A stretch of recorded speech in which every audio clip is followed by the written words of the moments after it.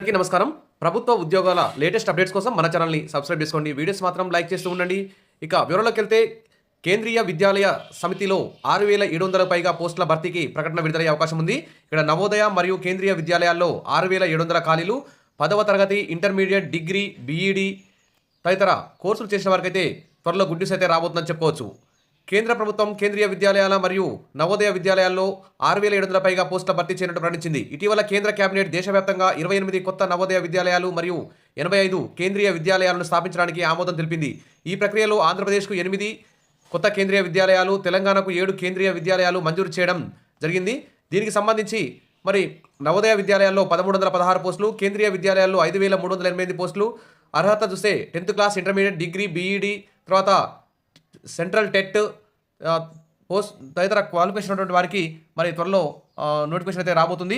అభ్యర్థుల వయసు 18 నుంచి 40 సంవత్సరాల మధ్య ఉండాలి. రాత పరీక్ష ద్వారా అభ్యర్థులను సెలెక్ట్ చేస్తారు. ఇక అప్లికేషన్ ప్రాసెస్ సంబంధించి నోటిఫికేషన్ త్వరలో రాబోతుంది. రాగానే దానికి సంబంధించి అప్డేట్ మన ఛానల్ అందిస్తాను. తప్పకుండా సబ్స్క్రైబ్ చేసుకొని వీడియోస్ అయితే లైక్ చేస్తూ ఉండండి.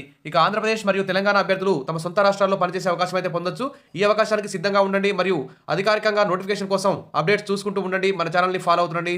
Thank you.